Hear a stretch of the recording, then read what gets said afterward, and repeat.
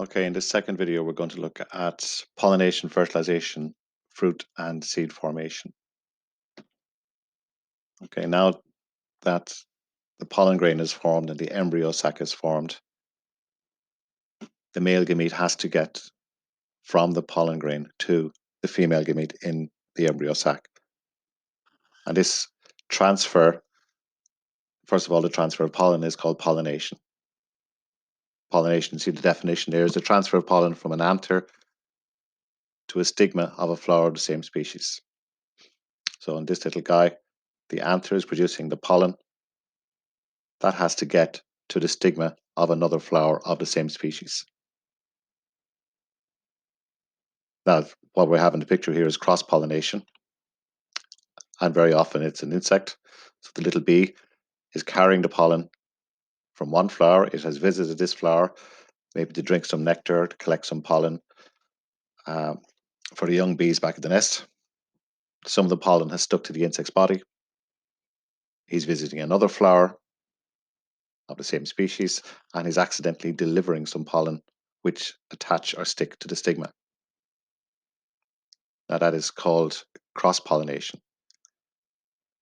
Okay, cross-pollination is the transfer of pollen from an anther to a stigma of a flower of the same species on a different plant. So this gives more variation, better chance of evolution, better chance the plant will be adapted for various habitats. In self-pollination, we have the transfer between anther and stigma on the same flower or on the same plant. It could be two flowers on the same plant. So what we have here is pollen is moving from the anther. In this case, it's going to the stigma on the same flower. Okay, so in this case, there isn't much variation. Okay, and it's not the way plants pollinate. Cross-pollination is much more common. So we have the two types of pollination: self-pollination, transfer of pollen from anther to stigma on the same plant, and cross-pollination, transfer of pollen between different plants.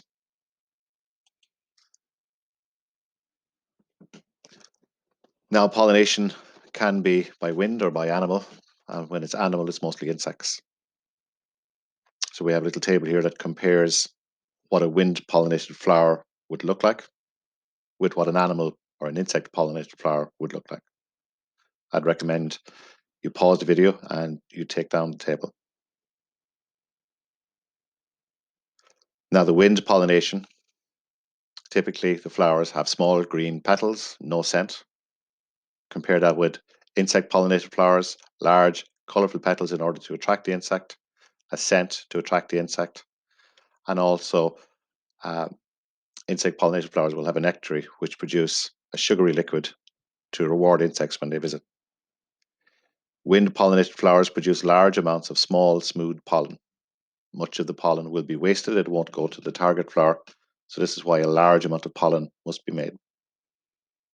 Insect pollination is much more guaranteed, so not as much pollen is made, and the pollen that is made is usually larger, heavier, and sticky in order to attach to an insect's body. In wind pollination, the anthers and the stigma are both outside the flower to expose to the wind. The anthers are releasing pollen into the wind, and the stigmas are feathery, they have many branches to catch pollen from the wind. Whereas in animal pollination, the anthers and stigmas are both inside the flower, where the insect will brush against them. Okay, so once the pollen grain is delivered, once pollination is finished, so a little pollen grain lands on top of the stigma, we move on to the next stage, which is fertilization. Now, fertilization means the union of a male gamete nucleus with a female gamete nucleus to form a zygote. And in this case, the zygote is diploid and it will develop into an embryo. In plants, we have what's called a double fertilization, in that we have the male the male gamete fuses with the egg to form a zygote, and also we have a male gamete fuses with polar nuclei to form a triploid structure called the endosperm.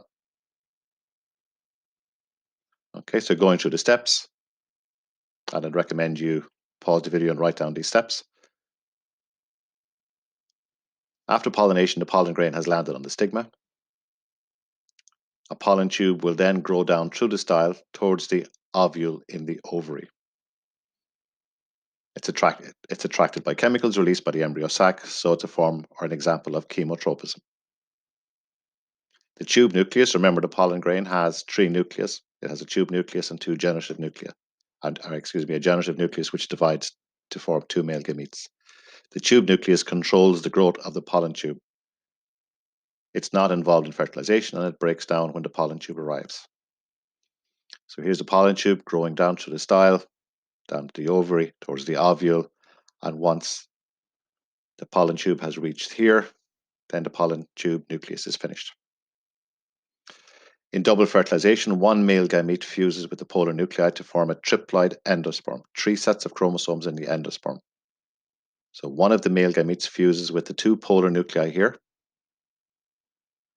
and that forms a triploid structure, very unusual, 3 sets of chromosomes. And this is called the endosperm, and the endosperm will form a food store for the embryo.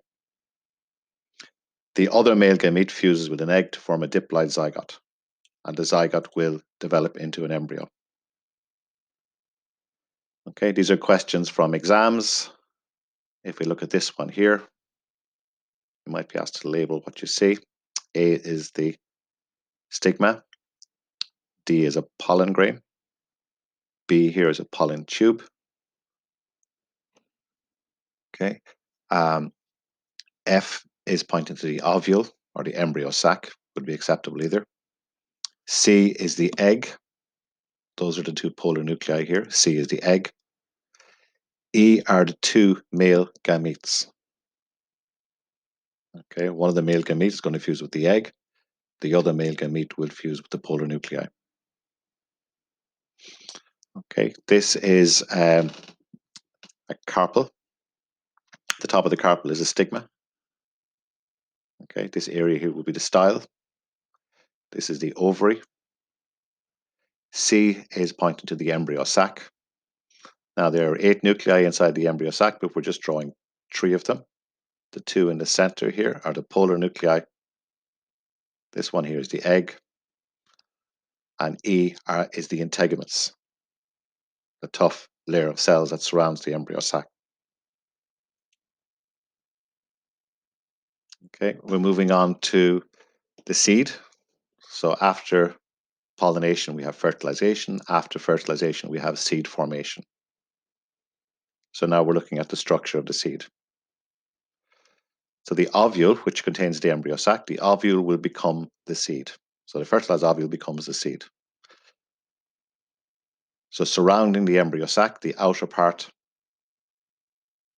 of the ovule, I suppose, is the integuments. That will become the seed coat. The seed coat is called the testa. Now we have the embryo starts to develop. As the embryo develops, it develops into a young plant with 3 parts. A radicle is a young root, and it will develop into the root during germination. The plumule is the young shoot, and the cotyledon is a seed leaf food store. So these are 3 parts to the embryo inside a seed.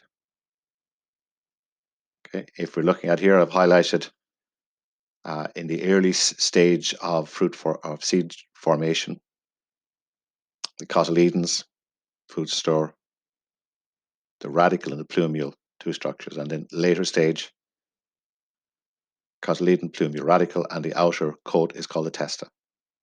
These diagrams wouldn't be really going to be examined. Okay, if we look at what has come up in exam papers, it's a picture of a seed, and the label, the outer part of the seed, is called a testa. The main structure inside here, the food store, is cotyledon. The radicle is the young root, and up here we have a small immature shoot, and that's called the plumule. Okay, I'd recommend you take this down here, and also you might draw the seed.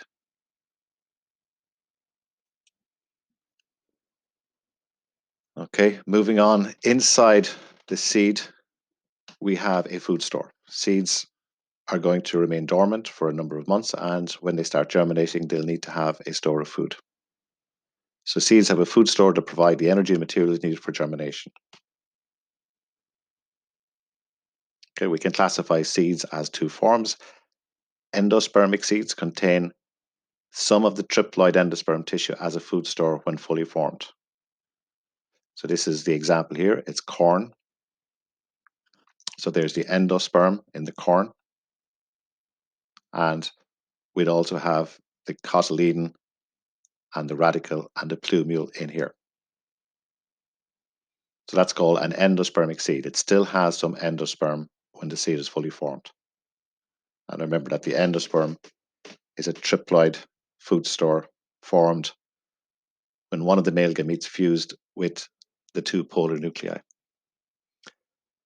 In non-endospermic seeds, the cotyledon seed leaf has absorbed all of the endosperm, so the endosperm is gone, and the fully formed seed only has a cotyledon food store. And the example here is a bean. There's no endosperm left in the bean. The main food store in the bean is a cotyledon. And you'd also have the radicle, the plumule, the little embryo plant here. Okay. If we look at the cotyledon in more detail, some plants produce seeds with two cotyledon seed leaves, and they're known as dicot or dicotyledon plants. So there are two cotyledons inside the seed. And some plants have embryos with only one cotyledon seed leaf. These are known as monocotyledons. Okay, the table shows other differences between monocot and dicot plants. So going across the monocots, they have one cotyledon, they have a shallow root structure, a vascular system, scattered vascular bundles, the veins in the leaf are parallel, and the flower parts are in trees, sixes or multiples of three.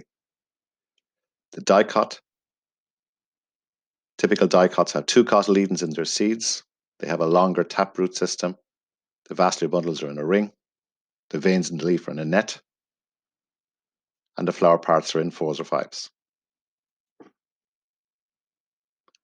Now, finally, we're looking at fruit formation. Okay. If we look at these two sentences are important. The ovary becomes the fruit, and the ovule becomes the seed. So again, pause, take this down.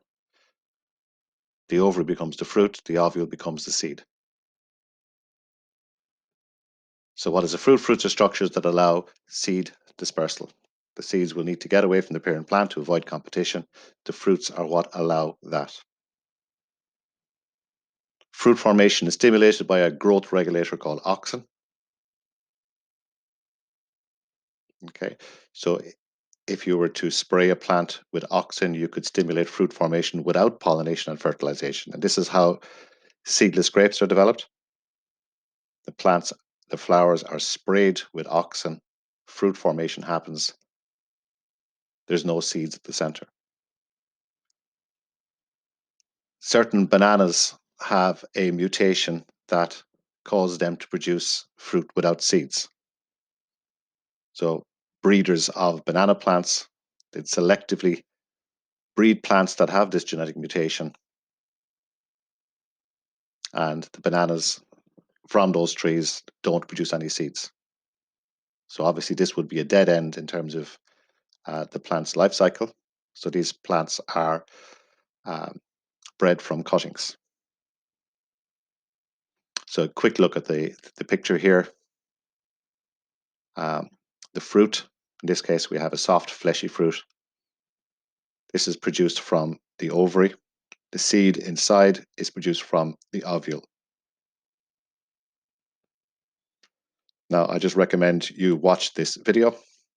Again, it's a biology bugbears video, pollination and fertilization video 3. So you can type that in, search for it, and I'll put a link online as well.